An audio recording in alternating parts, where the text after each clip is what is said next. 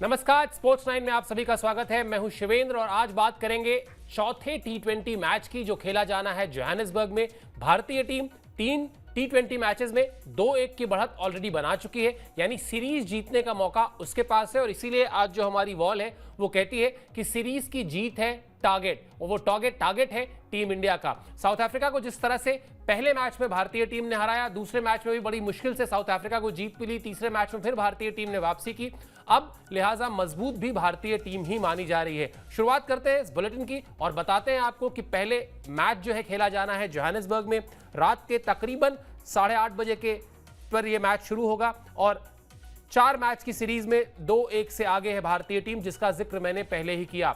टी20 में भारतीय टीम के शानदार रिकॉर्ड्स रहे हैं इस साल, उन रिकॉर्ड्स पर भी चर्चा करेंगे, उस पर भी आपको जानकारी देंगे। लेकिन सबसे पहले ये सुनहरा मौका भारतीय टीम के पास सीरीज में जीत हासिल करने का, और खासतौर पर न्यूजीलैंड के खिलाफ जिस तरह से घरेलू सीरीज में भारतीय टीम को 3-0 से टेस्ट सीरीज में हार का सामना करना पड़ा था, उसके बाद जिस तरह से ये टी20 सीरीज में जीत मिली है, अब तक 2-1 से भारतीय टीम बढ़त हासिल कर चुकी है। अगर ये सीरीज जीत लेती है तो कहीं ना कहीं विदेश में एक सीरीज की जीत तो होगी ही होगी, बाकी वो जो फैंस की मायूसी है ना, वो मायूसी भी कम होगी। और साथ ही साथ एक बड़ा जो फर्क है वो ये भी है कि इस जीत का कॉन्फिडेंस कोई कहे चाहे ना कहे, लेकिन इनडायरेक्टली उस टीम के पास भी जाएगा जो बॉर्डर गावस्कर ट्रॉफी खेलने के लिए ऑस्ट्रेलिया में है, जहां पर मुश्किल चुनौतियां, मुश्किल परिस्थितियां उसका इंतजार कर रही हैं। लेकिन अगर भारतीय टीम यहां जीतती है तो वहां पर भी कॉन्फिडेंस जाएगा, क्योंकि at the end of the day team Bharat की है भाई। टीम ये भी यहां भी खेल रही है भारत की ही टीम, और वहां भी खेलेगी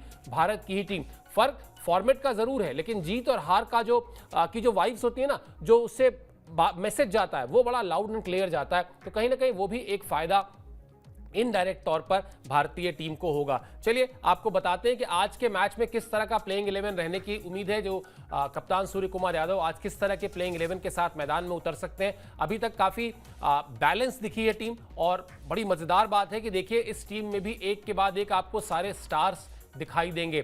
संजू सैमसन सीरीज में 1 शतक ठोक चुके हैं, अभिषेक शर्मा पिछले मैच में अर्धशतक बना चुके हैं, तिलक वर्मा शानदार शतक जड़ चुके हैं, हार्दिक पांड्या आप जानते ही हैं सूर्य कुमार यादव से पहले वही टीम की कमान संभाल रहे थे, रिंकू सिंह इस फॉर्मेट के जबरदस्त खिलाड़ी, इंतजार है उनके भी एक शानदार परफॉर्मेंस का। रमनदीप सिंह, अक्षर पटेल, क्या कैच पकड़ा था पिछले मैच में उन्होंने डेविड मिलर का।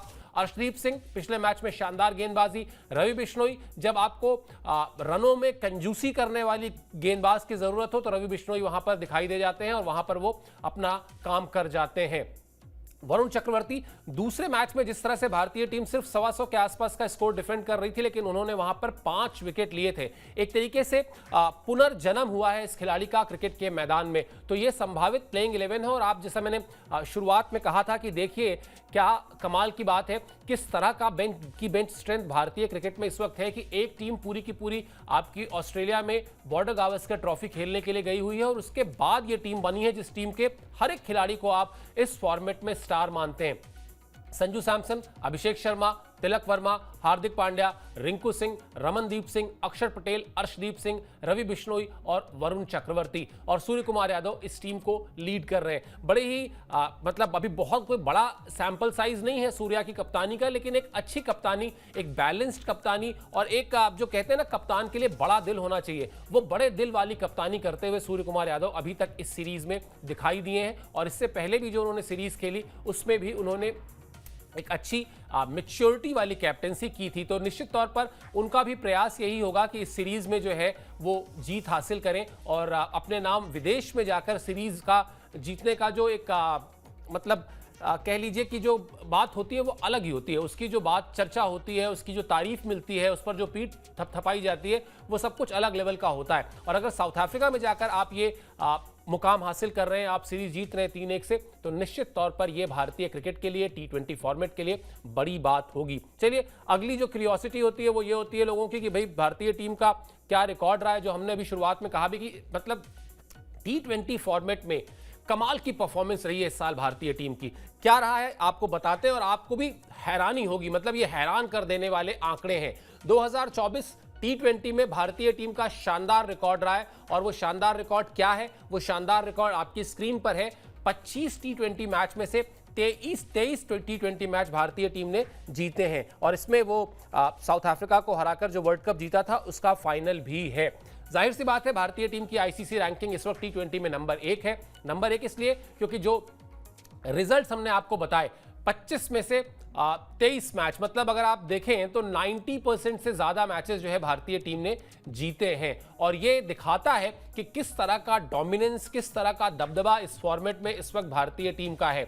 और जब इस तरह का दबदबा होगा तो फिर जाहिर सी बात है वो चाहे वर्ल्ड कप हो या फिर आईसीसी रैंकिंग्स हो या इस तरह की जो बड़ी उपलब्धियां हैं वो कहीं ना कहीं सारी की सारी भारतीय टीम के पास ही हैं, भारतीय टीम के खाते में ही है, जो हम आपको बता भी रहे हैं, दिखा भी रहे हैं। मतलब अभी भी मैंने हैरानी शब्द इस्तेमाल किया था। अब आप जरा अपने दिल पर हाथ रखकर सोचिए कि 2024 में 25 में से 23 मैच जीतना, क्या वर्ल्ड क्रिकेट में ये इससे बड़ा कोई सबूत हो सकता है कि भारतीय टीम का दबदबा क्या है इस वक्त। और वो अक्रॉस द नेशन, सिर्फ एक देश की बात नहीं है, अक्रॉस द कंट्री एक देश की बात नहीं है, ये पूरे क्रिकेटिंग जितने भी नेशंस हैं, जहां जहां भी भारतीय टीम गई है वहां वहां उसका ये रिकॉर्ड रहा है, वहां वहां पर उसने शानदार परफॉर्मेंस की है। फिर चाहे वो T20 वर्ल्ड कप के तमाम मैचेस रहे हों जो अमेरिका में खेले गए, उसके बाद वेस्ट इंडीज में खेले गए और उसके अलावा भी जो बायलैटरल सीरीज रही हो या फिर बाकी जो भी टीम भारत आई हो या भारतीय टीम गई हो, लेकिन नतीजा 25 में से 23 जीत। हैरान कर देने वाली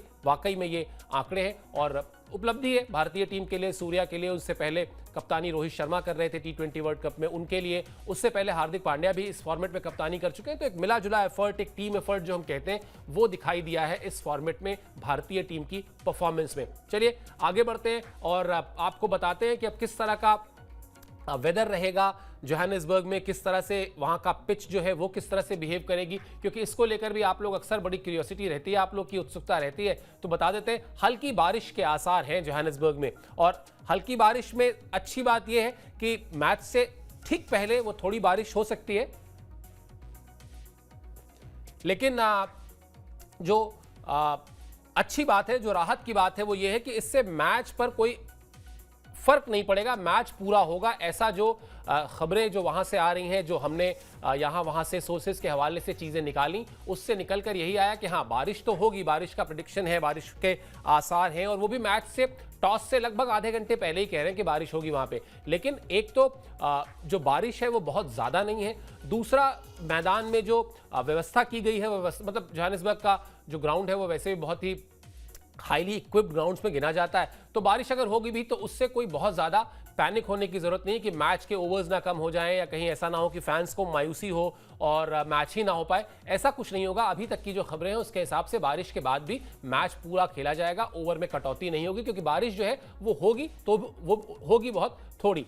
पिच पर बात कर लेते हैं तो पिच भैया अच्छी है, हमेशा से जोहानिसबर्ग की जो विकेट है वो अब अच्छी ही मानी जाती है इस फॉर्मेट में, खासतौर पर बैटिंग के लिए। और इस विकेट पर 200 से ज्यादा रन का स्कोर पिछली बार भारतीय टीम ने बनाया था। तो ये भी एक कॉन्फिडेंस आता है अगर कोई टीम जाती है। भले ही आप किसी क्रिकेटर से कहिए, वो हमेशा यही दोहराते हैं बात कि every day is a new day, या हर मैच एक अलग मैच, नया मैच होता है, हम उसको हर मैच को एक नए मैच की तरह से देखते हैं। लेकिन फैक्ट ये भी है कि बैक ऑफ द माइंड कहीं ना कहीं आपके जहन में रहता है कि अच्छा ये वही ग्राउंड है जहां पिछले मैच में हमने 200 प्लस किया था। तो आपको बहुत ज्यादा सोचना नहीं होता, आपको सिर्फ इतना करना होता है कि आप अपने आप पर भरोसा करें, आप अपने आप पर विश्वास बनाए रखें और जो कुछ आप करते आए हैं, जिस प्रोसेस को फॉलो करते हुए आप यहां तक पहुंचे हैं, उसी प्रोसेस को आगे भी फॉलो करें। सूर्य कुमार यादव ने पिछले मैच में शतक भी जड़ा था, अब कप्तान भी है और इस फॉर्मेट में तो उस खिलाड़ी की बात ही अलग है। मतलब आप अगर याद कीजिए, चाहे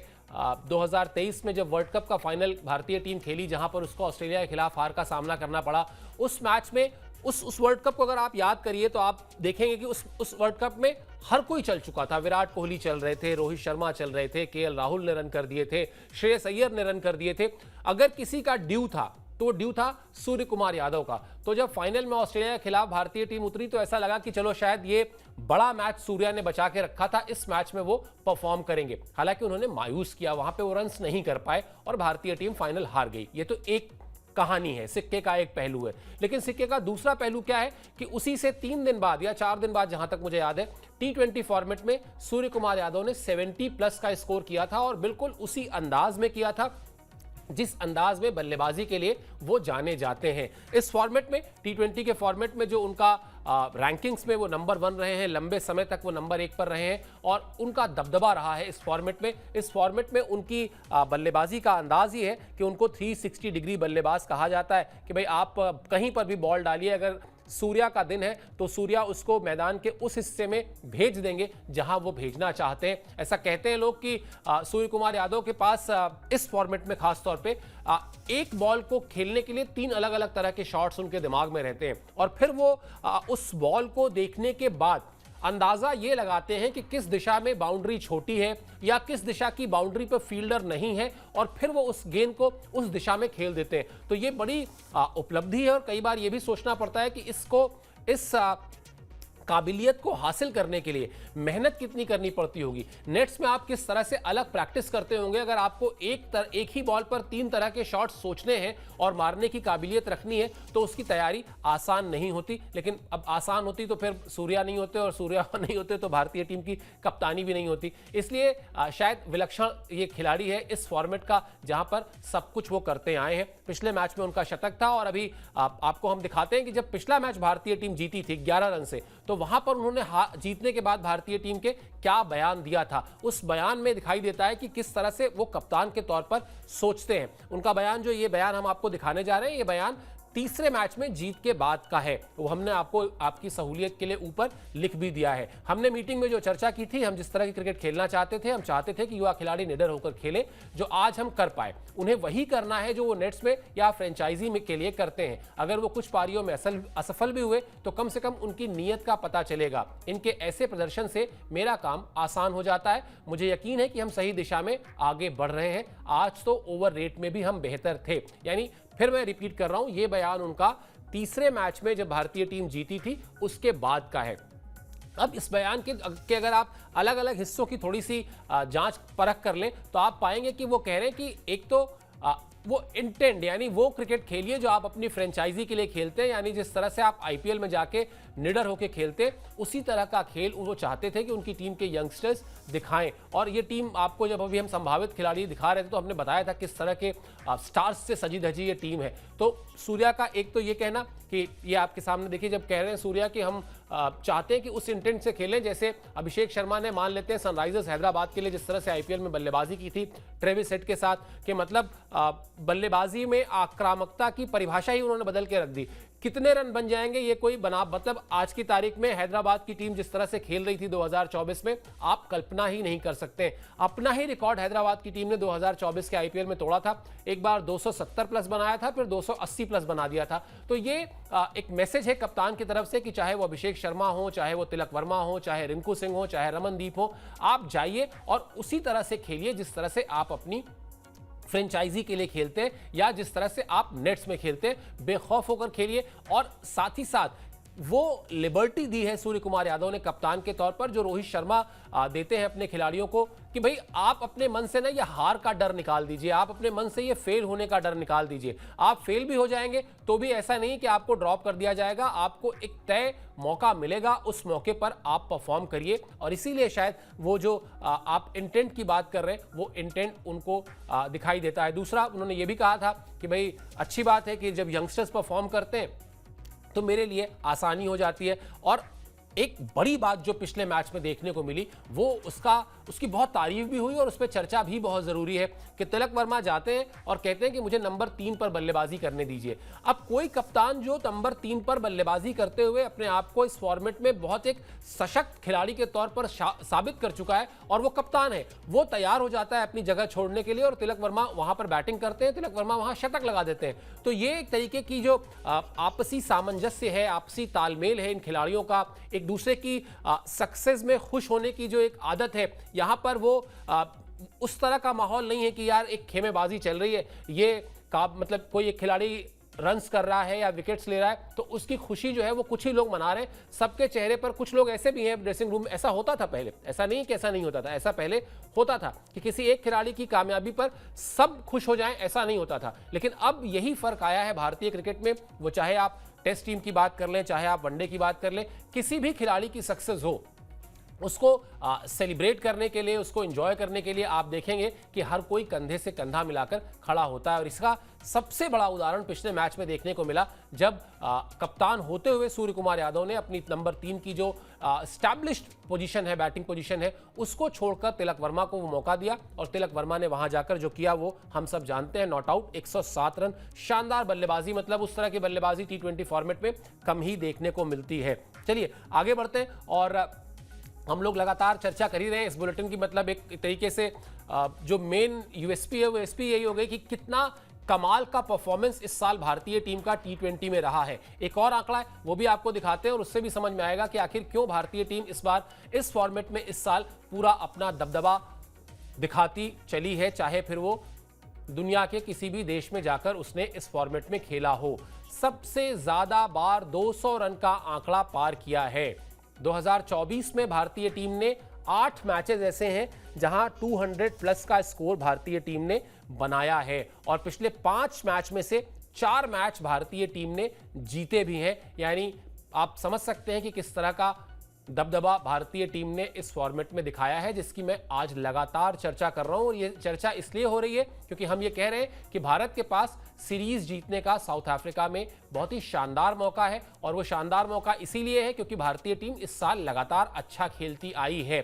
और वो जो कंसिस्टेंसी, मैं हमेशा कहता हूं ना, क्रिकेट में कंसिस्टेंसी सबसे इंपॉर्टेंट फैक्टर होती है, वो कंसिस्टेंसी इस बार इस साल भारतीय टीम ने इस फॉर्मेट में दिखाई है और इसीलिए उम्मीदें हैं, इसीलिए कहा भी यही जा रहा है कि पलड़ा भारतीय टीम का भारी है। भाई रैंकिंग्स में आप नंबर 1 है, 25 में से 23 मैच इस साल आपने जीते हैं, पिछले 5 मैचेस में से 4 मैचेस आपने जीते हैं, 8 बार 200 से ज्यादा का स्कोर किया है। यानी अगर खुश होने की बात है कि तो आप मतलब कई बहाने हैं आपको इस बात को सेलिब्रेट करने के। तो कुल मिलाजुलाकर एक तरीके से अभी ये उम्मीद करनी चाहिए कि आज जो मैच होगा उसमें भारतीय टीम इसी अपने दमखम को, इसी अपनी ताकत को एक बार फिर दिखाएगी। और वो जो पिछले 5 मैच में से एक मैच हारने वाला है ना, वो भी इसी सीरीज का है। और वो भी भारतीय टीम, मतलब बस ये समझिए कि ट्रिस्टन स्टब्स थे साउथ अफ्रीका के, वो थोड़ा सा टिक गए, वरना वो मैच भी भारतीय टीम ने निकाल लिया था। दूसरा मैच था इस सीरीज का, 125 रन के आसपास भारतीय टीम ने टारगेट दिया था। बल्लेबाजी उस तरह से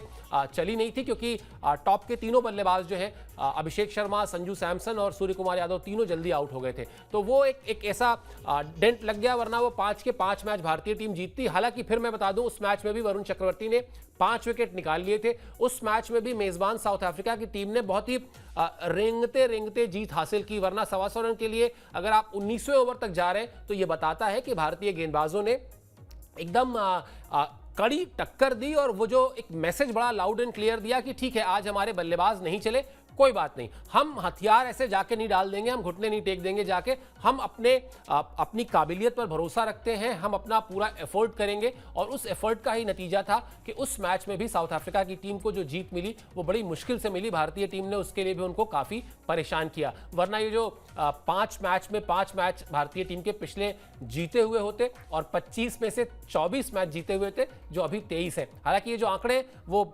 हैरान करने वाले ही हैं कि अगर आप इस तरह का डोमिनेंस रखते हैं तो फिर उसके बाद आपके फैंस आपसे यही उम्मीद करेंगे कि इस सीरीज को जीतिए। और जो इस शो की शुरुआत में मैंने कहा था कि उसका जो सबसे बड़ा फायदा, मतलब ऑब्वियसली इस रैंकिंग के लिए लिहाज से या इस फॉर्मेट में आपके दबदबे के लिहाज से ये सब तो इंपॉर्टेंट है ही है, लेकिन कहीं ना कहीं वो जो शोल्डर्स डाउन है न्यूजीलैंड के खिलाफ 3-0 से सीरीज घर में हारने के बाद, और अब वो जो वर्ल्ड टेस्ट चैंपियनशिप के फाइनल का जो रास्ता है काफी कठिन जो हो गया है, जिसके लिए आपको ऑस्ट्रेलिया को 5 में से 4 टेस्ट मैच में हराना है, ये क्रिकेट है, असंभव नहीं है। अब अगर असंभव नहीं है तो पहले सबसे पहले ये खिलाड़ियों को अपने आप पर ये भरोसा होना चाहिए। और जब यहां से जोहानिसबर्ग से वो जीत की महक, सीरीज की जीत की महक, वो भी विरोधी टीम के घर में वो महक जब जाएगी ना ऑस्ट्रेलिया में पर्थ तक, तो निश्चित तौर पर उसका फायदा होगा। वो भले ही इनडायरेक्ट जीत की महक होगी, लेकिन उसका फायदा हमारी टीम को होगा जो गावस्कर, बॉर्डर गावस्कर ट्रॉफी के लिए इन दिनों मेहनत में अपनी